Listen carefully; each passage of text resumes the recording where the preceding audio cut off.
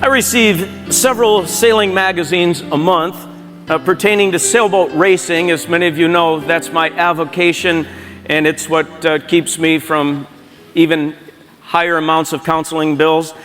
But this has been a recreational passion of mine for a long time.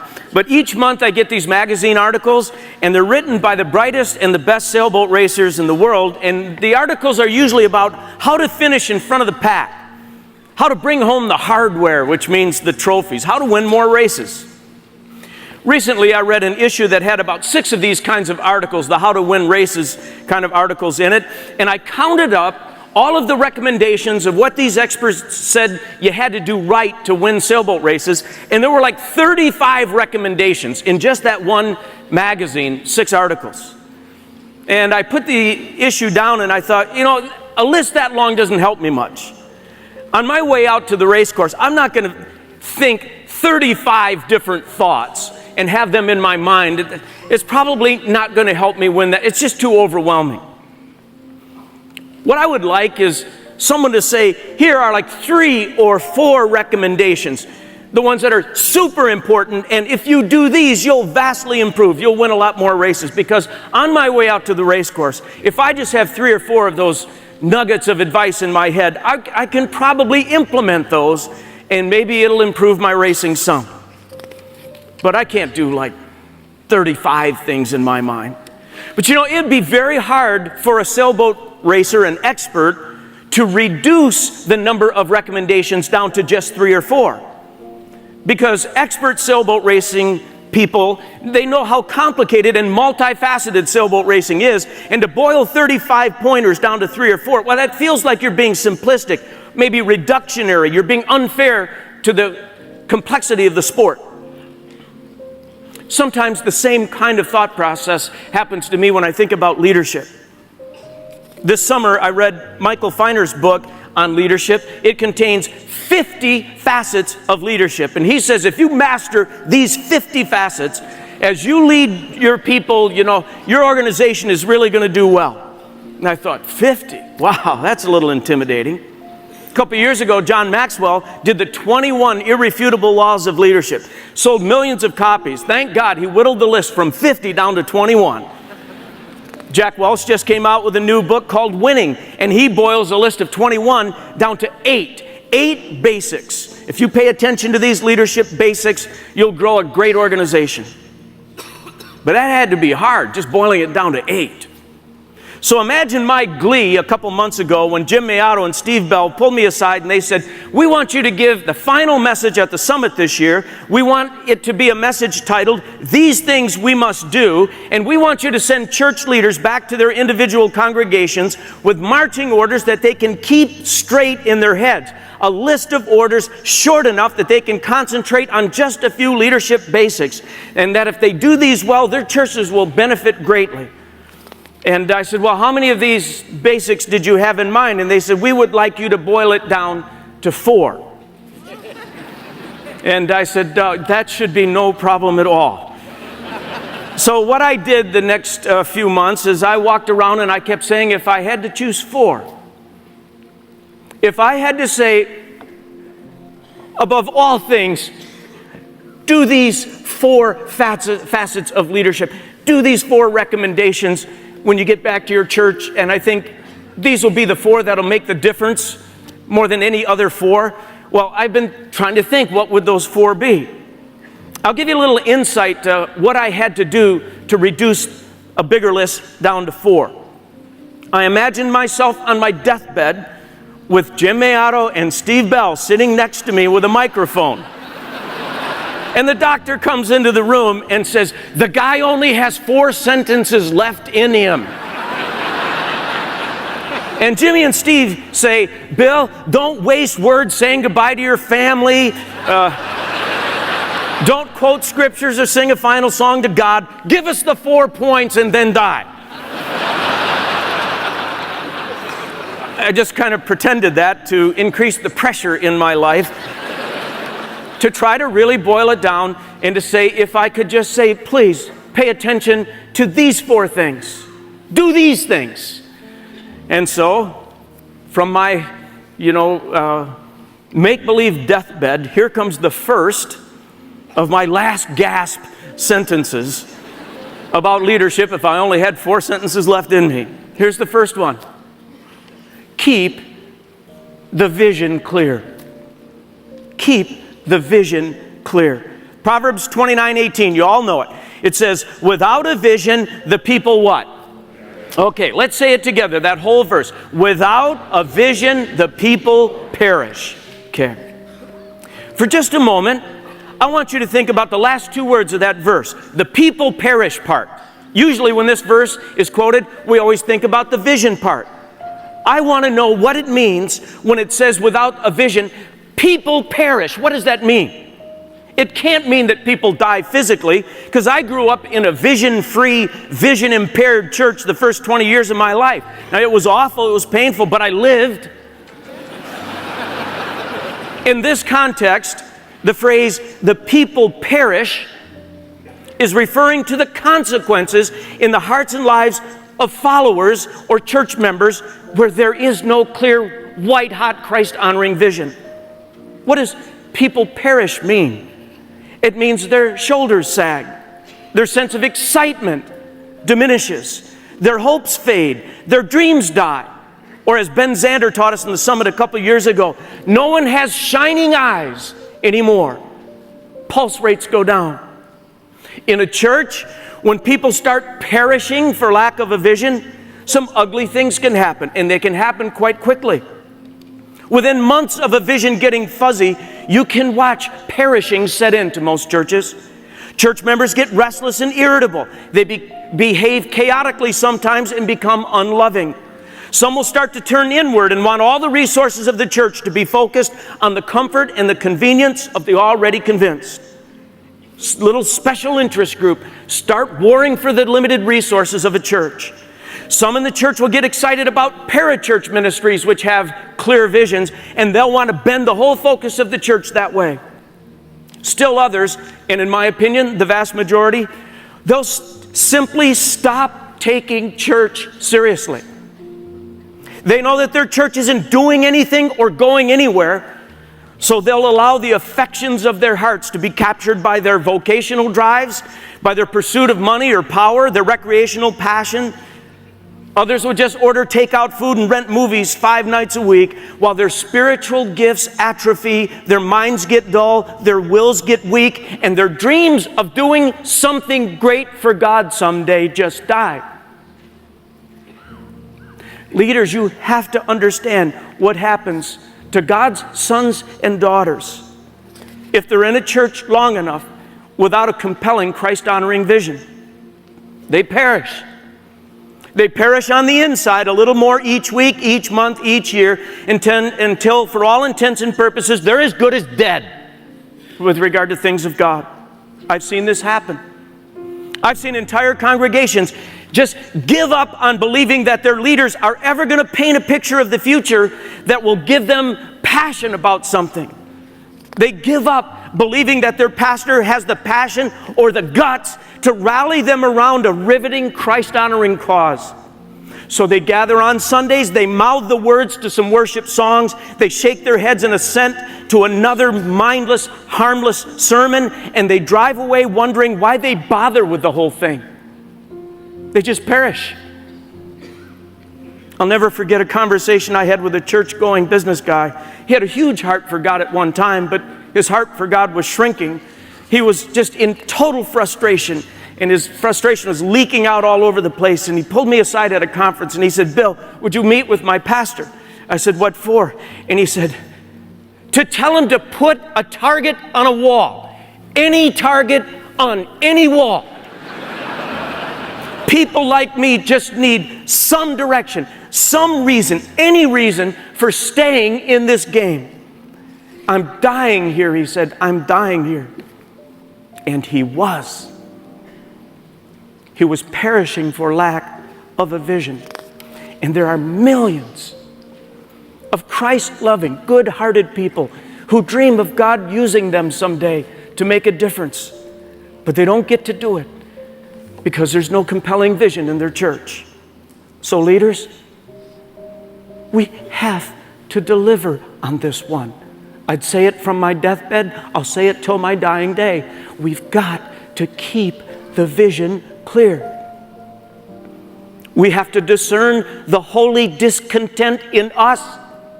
We've got to feed that till the internal firestorm is raging enough that it has to give way to a vision. And then we've got to talk about that vision with our colleagues and elders and deacons and other people in senior leadership. And we've got to transmit that vision so that it's shared and shaped by our fellow leaders until it burns in them as well. And then there will come that day when the vision goes public to the whole church. And great leaders prepare for that moment like prize fighters preparing for a heavyweight fight. Great leaders attend to every single detail with regard to a vision talk. They write it and rewrite it. They make sure that the pictures in the talk are vivid and filled with emotion. They spend hours looking for the perfect scriptural supports, for the compelling, unforgettable illustrations. They practice giving the talk again and again and again, like a prize fighter shadow boxes in an empty ring, because they know it's at stake. And when the vision talk is finally delivered to the congregation, the leader puts every last ounce of energy and emotion into it, knowing full well that in many regards this is the most important talk of the year. Leaders can tell when a Christ-honoring vision is starting to take root in the church. Leaders can tell that as they give it. They watch people's eyes get bigger, their posture get straighter, the smiles get wider. They watch people's faith get stretched and the sense of commitment deepening in them. You can just see it. It's true, without a vision, the people perish. But when a vision lands in the hearts of people in a church, people start to soar. Some of the vision talks I've given over the years, when I finish the vision talks, people will stand in long lines and they'll come down. Sometimes people will grab me by the shoulders and they'll say, just sign me up for that. Count me in for that. Or as one person said to me after a vision talk, they're going to have to drag me out of here in a box. I will give my life and my dying breath to that vision. Leaders, I'll say it again. We have to deliver on this clarity of vision thing. We owe it to our people. They'll perish without it. We owe it to God. We owe it to the kingdom. We owe it to our broken world. And I'm naive enough to still dream of the day when every single local church on planet Earth is pulsating with excitement and determination to carry out its Christ-honoring vision. When people aren't perishing in pews, they're pulsating with energy and they're soaring in their spirits because there's a vision in the church worth investing in and praying for and giving toward and dying for if need be. I still dream of the day when every church member of every church is so fired up about the vision of their local church that they spend the best hours of their day just daydreaming about what more they could do to help their church achieve the vision for the glory of the one whose name they bear. What a day that will be. And I can imagine such a day because I believe leaders like you are responsive to God.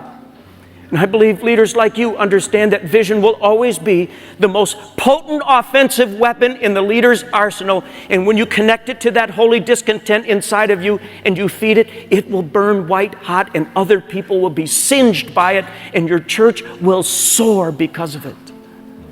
So I will say one last time, leaders, we have to deliver on this. Keep the vision clear.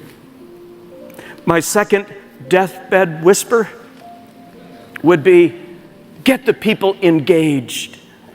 Get the people engaged. The verse I want to have you learn in this regard is Nehemiah 4 verse 6. It simply says this, and all the people worked with all their hearts. Repeat after me, and all the people, no, do it my way. And all the people worked with all their hearts.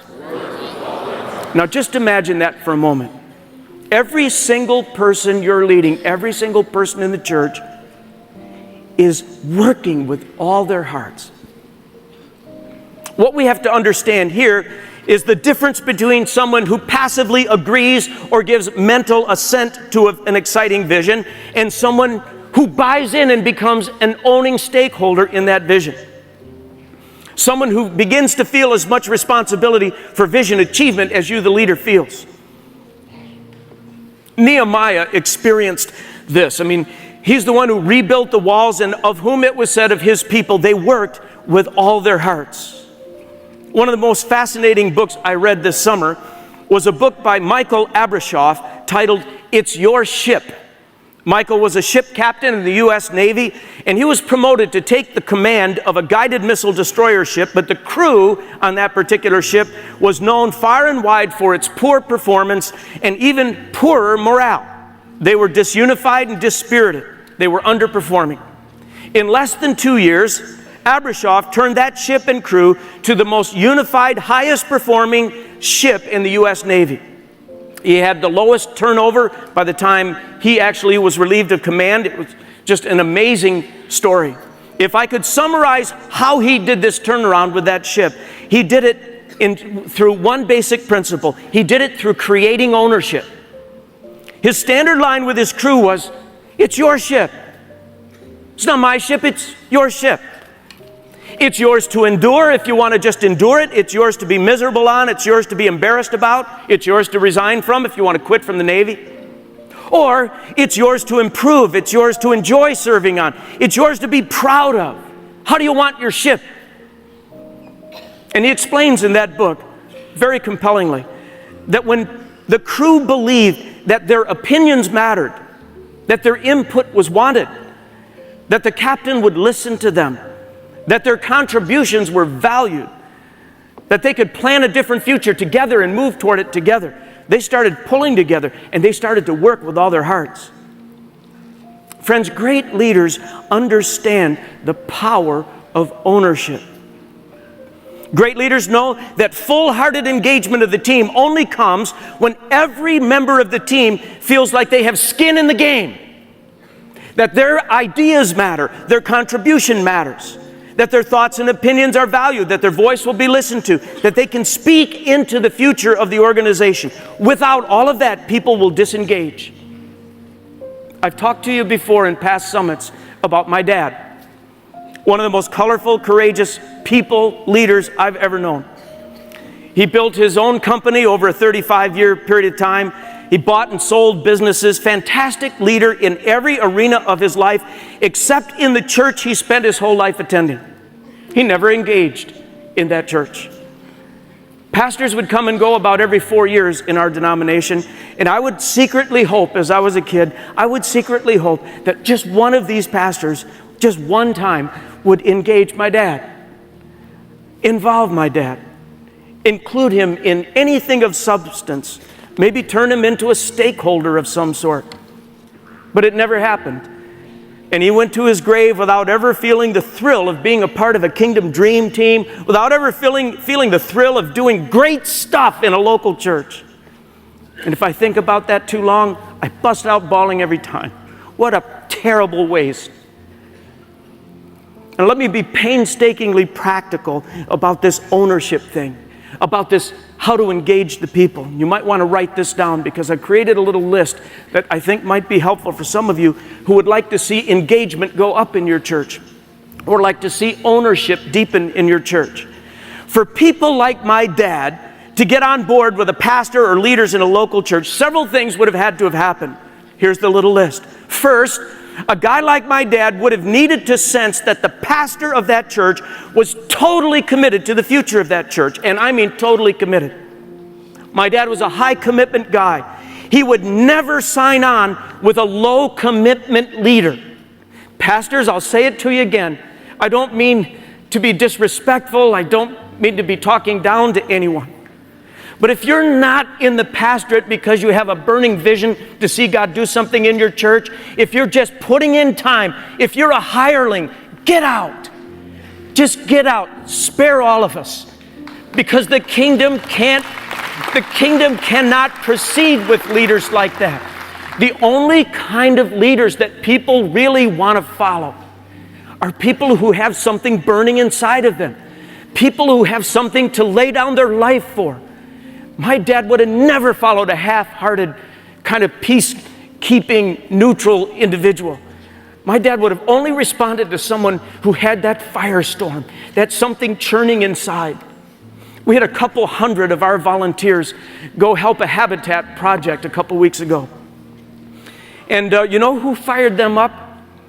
Our former president, Jimmy Carter, who's in his 80s and who still has this firestorm burning in him about the fact that too many people in the United States don't have adequate shelter. So here's this guy who has all the money and all the power and all the comforts that he could ever come his way. And here's Jimmy Carter out in the blazing sun, pounding nails and sawing wood. And he's just showing that he's got in his gut this dream to provide housing, and people follow him by the tens of thousands. Pastors, the kinds of leaders you want to track around you will never follow you until they see what's burning inside of you, until they realize, hey, my goodness, this guy's going to go kill himself doing it alone if I don't help him. I mean it, friends. That's what draws people around you, is they go, it's almost like a pity thing. They go, oh my goodness, he'll die without my help, so I'll help him. Well, that's what my dad would have had to see. Some pastor who was set afire by what God had created in his holy discontentment, my dad would have followed someone like that. Secondly, my dad would have never signed up for a small dream, for an insignificant endeavor, a low risk or a low thrill vision. My dad was a high challenge guy. He bought a sailboat in Dublin, Ireland, and sailed it across the Atlantic Ocean through storms and hurricanes. He was a world-traveling business person, a private pilot. If he could have bought a ticket into space, he would have gone in a heartbeat. He would never have had his imagination caught by a safe, sanitized, low-risk church vision. It'd have to be dangerous for him to want to be involved. And that's true with so many high-capacity people that we're trying to draw into church work these days. They will not sign up for tidy little, easily achievable missions. They know they're not needed. They need a dangerous one, and we have to provide it. Thirdly, my dad would have never stepped forward just kind of voluntarily to offer his services. By that I mean, he was not the type to raise his hand in a service. He was not the type to go stand by a little card table in the lobby and sign up for a little committee. That's not how he was wired up, and a lot of people in your church are not wired up this way either. My dad had so many people in his world asking for his time, that if he was ever going to be involved in a local church, he would have needed to be asked, probably more than once, and probably by the senior pastor or executive pastor or a very senior leader in the church. Leaders respond to other leaders, and he would have had to be asked. And I say this again, you've heard me say it in so many summits. Leaders, a lot of what we do is about the power of the ask. Don't say someone's no for them. Go to people who you know are busy, who you know are high capacity. Look them right in the eye and say, I need your help. You can bring something to this church. I know you can, and I challenge you to do so. And then if they say no, that's between them and God, but don't say they're no for them.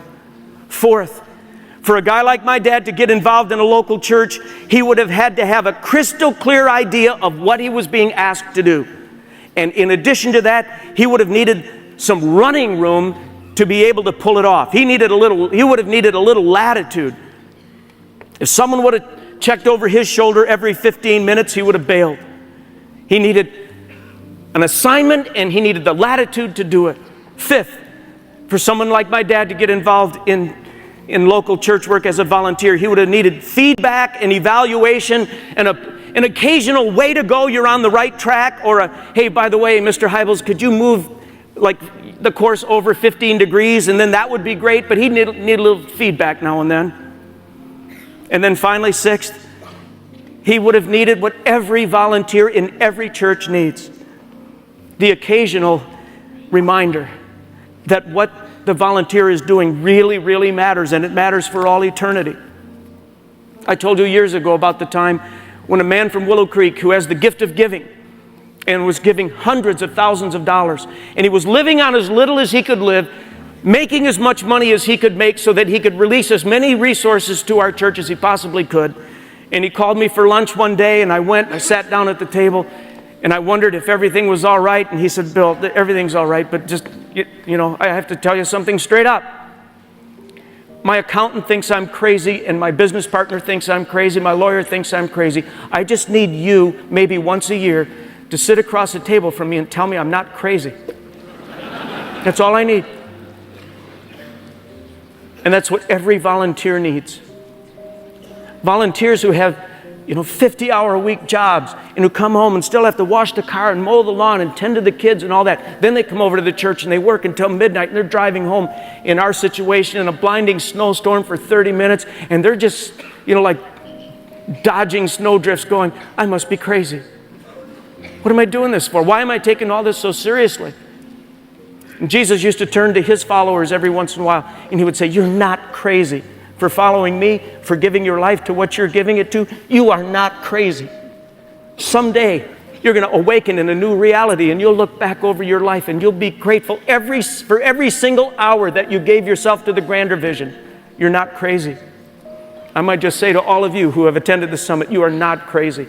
A lot of people think you are. You are not crazy, okay? Now,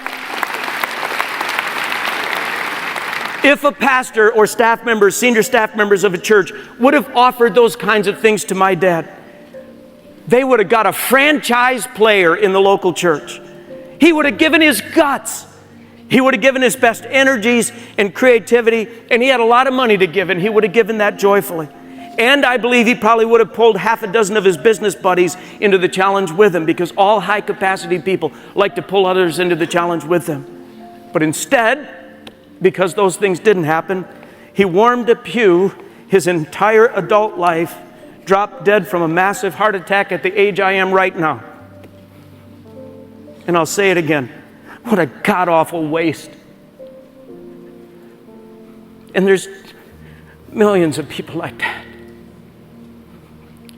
And they're in your churches.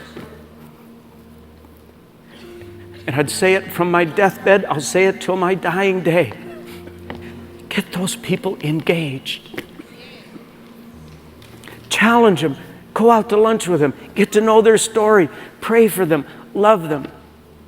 We talked to you about the Living Beyond Myself series that we did, where for 4 weeks we just took a month out of the church calendar and we went after guys like my dad for 4 solid weeks. And at the end, we put the big challenge out, and 2,000 people responded to that challenge and joined our volunteer ranks.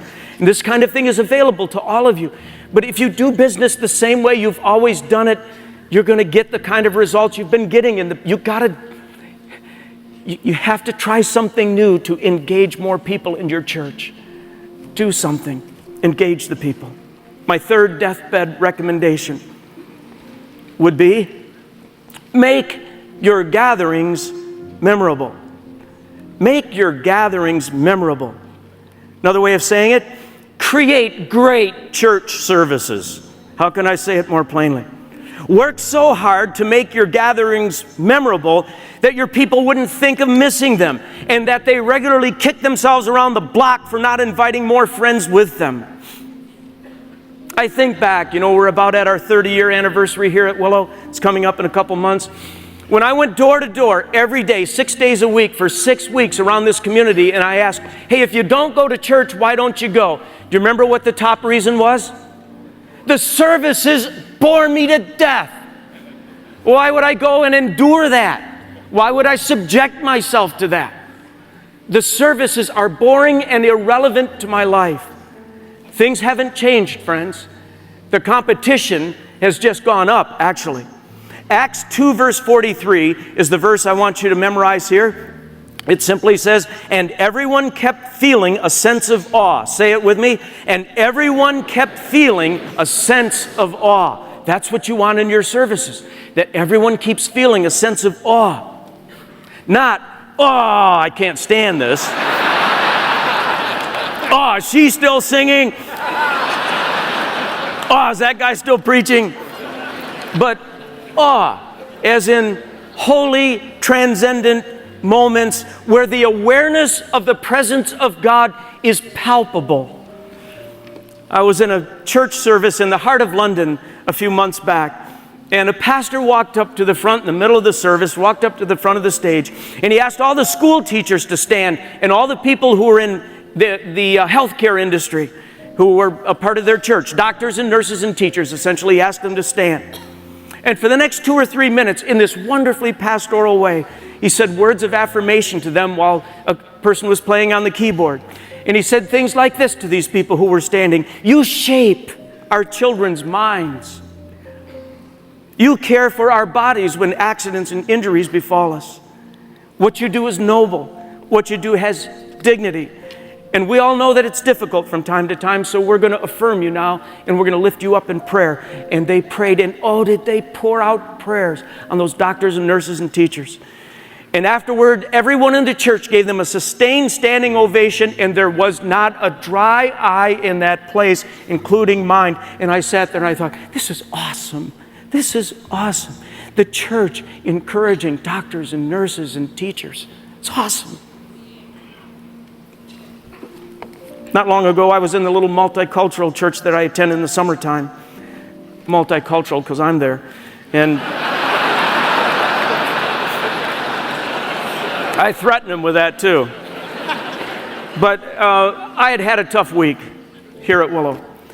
And I was sitting in my same spot, that I always sit in. And I was sitting there, and an older woman got up and walked to this cheap little organ over in the corner. And she started singing that old spiritual song, it's me, oh Lord, standing in the need of prayer. Not my brother, not my sister, but it's me, oh Lord, standing in the need of prayer. There wasn't a single stage light. There were no cameras, no big screens, no orange cones in the parking lot, no two-way radios all over the place. And that gal threw herself into that song. She sang it from her toes. She was wailing out to God. And partway through that song, the Spirit got a hold of me. I put my head down on the back of the pew in front of me, and I just sang along with her. Oh God, it's me, standing in the need of prayer. And I started praying up a storm. God, I need some burdens lifted. I need some wounds healed up from this week. I need some assurances that I'm not in this thing alone. Strangest thing, an awesome thing happened. God met me. Third row from the back, on the end, face down on the pew. God met me there. And He touched me, and some burdens were lifted. And some promises were made that were important to me. And it was awesome for me. Maybe it's just me, but the older I get, the more aware I've become that when people come to our gatherings, when they come to church nowadays, deep down they're hoping against hope that God will touch their life. They want that more than anything else. They're hoping that God will meet them, that the Spirit will whisper to them. They're hoping that something awe-inspiring will happen. And I, for one, think that pastors and programming people should work and pray and brainstorm overtime, if need be, to increase the likelihood that these transcendent moments might occur. In other words, I think we ought to work really, really hard to make our services as memorable and as potentially awesome as we possibly can. Some time ago, I was meeting with the programming team that helps me with the services that I speak at here at Willow, and we were doing a little brainstorming, and I said, right off the top of my head, I said, you know what I think people are saying these days when they walk through those doors here in our auditorium? I think people are saying, move me, scare me, inspire me, convict me, stir me, anger me, surprise me, ignite me, thrill me, do something to me. Just don't leave me the way you found me when I walked through those doors. Now,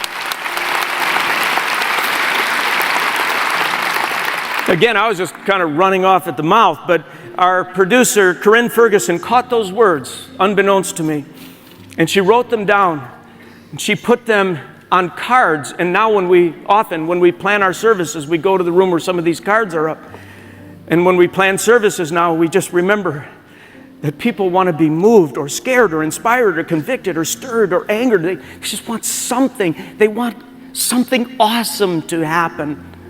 They don't want services as usual. A few months ago, my programming team was given the opportunity to plan Father's Day weekend. And I'm not saying anything disparaging here, it's just an observation. I went down to the planning room, and there were quite a few yawns and people who were like slumped over their chairs. And I said, hey, we have the opportunity now to plan Father's Day that's coming up in a few weeks.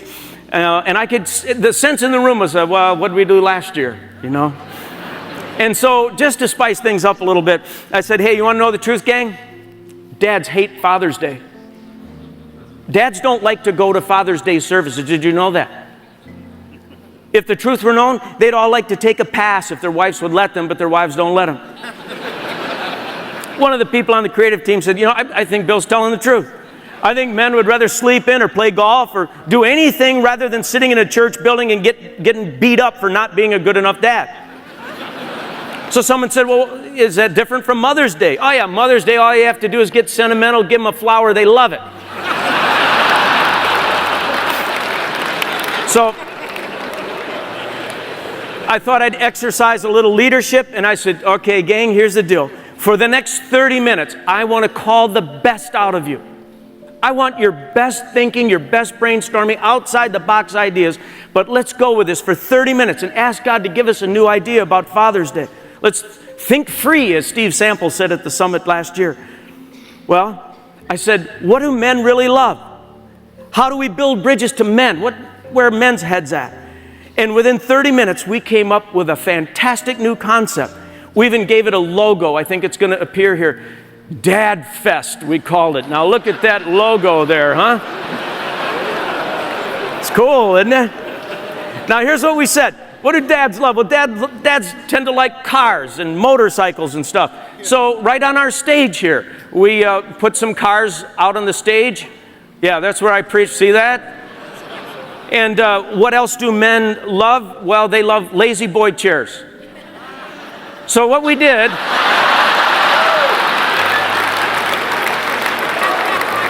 we found out which dads had the most kids or the most grandkids. Just Gene Apple led a little thing, and we invited men to come up and watch the whole service by recliner with a little remote that they had. And we had a Harley Davidson flying right over my head, suspended from the rafters. Yeah, cool, huh? And guys never looked at me. They're just looking. It was awesome for them.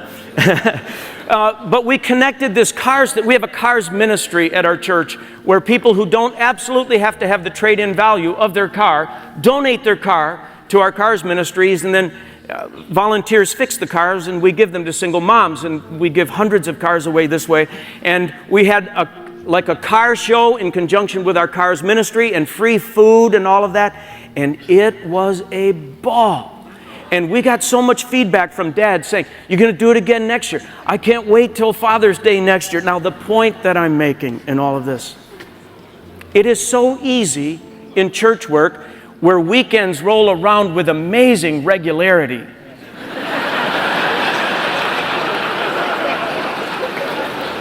To just say, what'd we do last year? How can we fill the page? How can we just sort of skim by this one this week or so? And I'm telling you, friends, I would say it from my deathbed. I'll say it till my dying day. You got to make your meetings memorable. You got to put the work in them, the thought process. This past year, Gene Apple and Mike Bro and some others on our creative teams have put together some of the most creative services we've had in a long time around here. And I bless them for it. And every time I see them do it, it fires me up. And it just reminds me how important it is for all of us to do our best in this regard. Let me just give you one more example of this, because it just shows you how a little effort can touch a life. Mike Bro got up to do a teaching out of the book of Colossians, where he was saying that in the power of Christ you can take off the old life and you can put on the new life. And he did the teaching, and while he was doing the teaching, he walked behind a black screen. It was a little bit further back on stage than that bench is that you're looking at right there. But he went back behind the screen and he was talking about taking off lust and taking off this and taking off that. And he was actually throwing clothes over the top of this screen as though he was undressing back there. Don't even think about that. But anyway, after he did a bunch of that very visual stuff, take off this, take off this, take off this, he walked out in a suit. Our congregation has known Mike for 2.5 years, never seen him in a suit. And he walked out in a brand new suit and said, you can be a new man. You can put on new stuff with the power of Christ. And everyone applauded. And a friend of my son's talked to me a couple days after that. This is so interesting. He's just on the beginning edge of his spiritual journey. And I said, how'd you like New Community this week? And the guy says to me, you know what I realized? With the power of God, I can take off the anger that has been wrecking my life. I can take off anger. I never realized I could take off anger. Now, most people would have just taught that passage and not gone the extra mile to make it illustrative, to give a visual. Friends, I plead with you, make your meetings memorable. Okay? Okay, last one. Number 4, from the deathbed, here we go. Keep the vision clear, keep the people engaged, make the gatherings memorable. Finally, pace yourself for the long haul. Leader, pace yourself for the long haul. The key verse here is 1 Corinthians 9:25. Just repeat only the words that I give you now. Run in such a way as to win the prize. Run in such a way as to win the prize. This summer I read a book that redefined physical endurance for me. The book is called The Ultra Marathon Man. Have any of you seen this book? The Ultra Marathon Man. It's about a guy who decided to see how far he could run. He had been a runner in high school, and now he was an older guy, and he decided to see how far he could run. So he signed up for some 5Ks. They almost killed him. But eventually he got to where he could run a 5K and then a 10K. Soon he signed up for a full marathon. And again, it was very ugly, his first marathon, but he wound up training and being able to do it. Then he found an event called the Western States 100. What do you think the 100 represents? 100 miles. Not 100 kilometers for you foreign wimps, but 100 miles.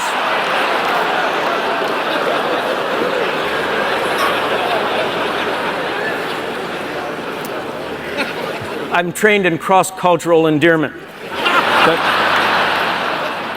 anyway, to run in the 100-mile run, the Western States 100-mile run, you had to first prove that you were likely to be able to do it, so you had to run 50 miles in less than 9 hours. And this, again, almost killed this guy. But he eventually finished that qualifying run, and then he entered in the Western 100-mile race. And the description of what he had to do to finish that race is worth the price of the book. He wasn't done pushing the limits yet. He learned of a 200-mile relay race where every 5.5 miles a new team member would take a baton. It was a 200-mile relay race, and the idea came to him, what if I enter that race solo, like do no handoffs, 200 miles? And everyone thought, you got to be kidding me. Well, long story short, he entered the race, and it was very ugly. But he finished a 200-mile run. The final challenge, captured on the final pages of the book, I'm giving it to you straight. The guy signs up the following year for another one of these 200-mile runs, relay, but he's not going to hand the baton to anyone. He's going to do all 200 miles. And he timed it so that upon completion of the 200-mile run, he would walk over a few steps and begin a full marathon. Now, you can question his brain power. But he's a runner. And I've been running for over 25 years, and I know a little bit about the disciplines, the mental and physical toughness involved in distance running. And I mean, I read that book, and it just redefined physical endurance for me. I was so inspired, I added about 40 yards to my regular 4-mile run. It nearly killed me, really. But what I want to spend these final few moments talking to you about is another kind of marathon race, and that's the leader's race, the ministry race, the race to carry out the calling of God on your life. And Paul says, you got to run the race in such a way so as to win the prize. You got to run in such a way so as to win the prize. Most of you know that distance running, if you intend to win any long distance events, it's all about pacing. If you start a race with too fast a pace, there's a high likelihood you'll never finish. If you run too slowly, there's not much of a chance you'll win. So great runners work very hard on establishing their own individual absolute best pace. It's all about pacing. I told you in October, I'll be celebrating 30 years of being the senior pastor here at Willow. And again, just a little window into my life. This is a big, honking deal for me. It isn't for other pastors necessarily, but it is for me. I'm going to savor this. I'm going to celebrate this. Our family is doing a thing that we'll remember the rest of our lives. This is one of the biggest achievements of my life, and I'll tell you why. Because I never thought I'd make it. I started the ministry race with no attention to pace. I ran the first 15 years way too fast. And some of you know I hit a wall at the 15-year mark. I mean, I was so spent and cramped up and worn down, heavy, puking, you know. I hurt myself so badly by running too fast that I never thought I'd get to run again. And I've told this publicly before. It took almost 4 years between 1990 and 1994 for me to heal up on the inside of my life and begin to feel any sense of normalcy in my life. 4 years of limping in my leadership here, 4 years of Christian counseling, 4 years of leaning into family and friends, and 4 years of facing what motivated me to run too fast. What was fueling that running too fast? I look back, I did not run the race in such a way as to establish a sustainable pace, one that maybe would lead me to the victory circle at the end of the race someday. Fellow leaders, you know who you are.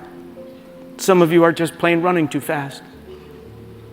You're starting to cramp up. You're a little lightheaded, queasy in the stomach. Let me get even more personal than that.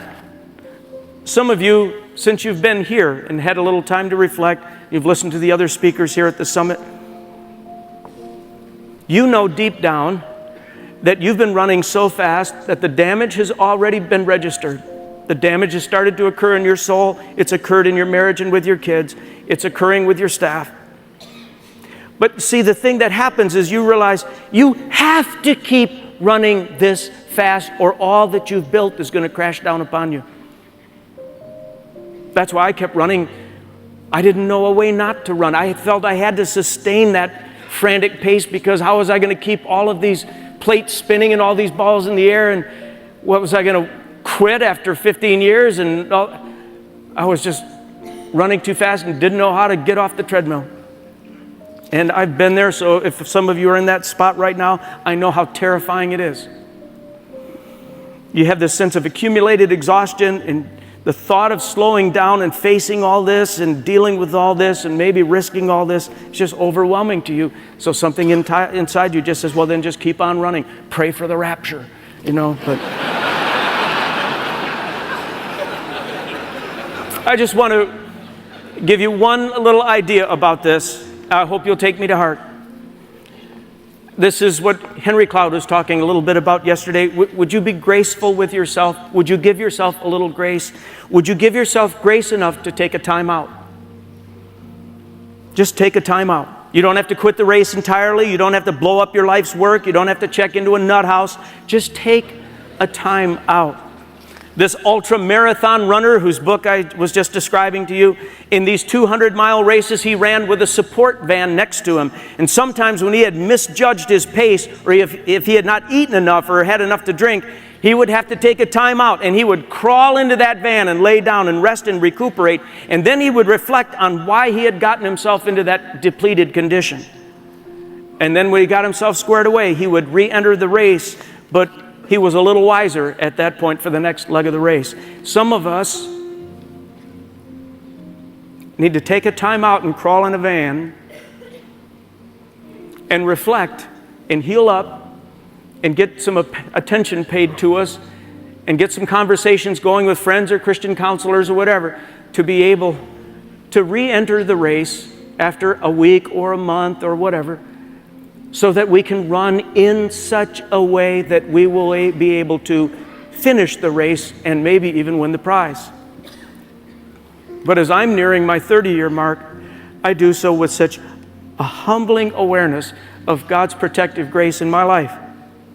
I owe so many people such huge debts of gratitude for helping me through that 4-year period of my life. There were elders in this church who took a risk of us going to team teaching when no one even knew what the word meant. We went to team leadership when that was not widely used in the kingdom. They were gracious with summer study breaks that helped me get my head back on straight and get my family around me. There are people who were friends who opened up their hearts and homes and financial support to us in those days so that we could heal up and so. And I don't have any illusions about getting some big prize at the end of my life.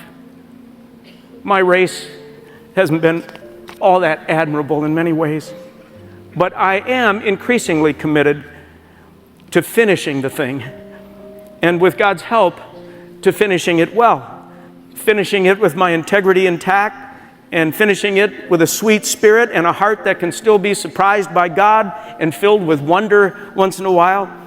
I'd like to finish it with a family that loves to be together and be around me, and with friends that I can belly laugh with and sailboat race with, and finishing it so that I can stand in front of the one who finished his race, as we were reminded earlier, Jesus Christ, who had the toughest assignment of all, and he finished his.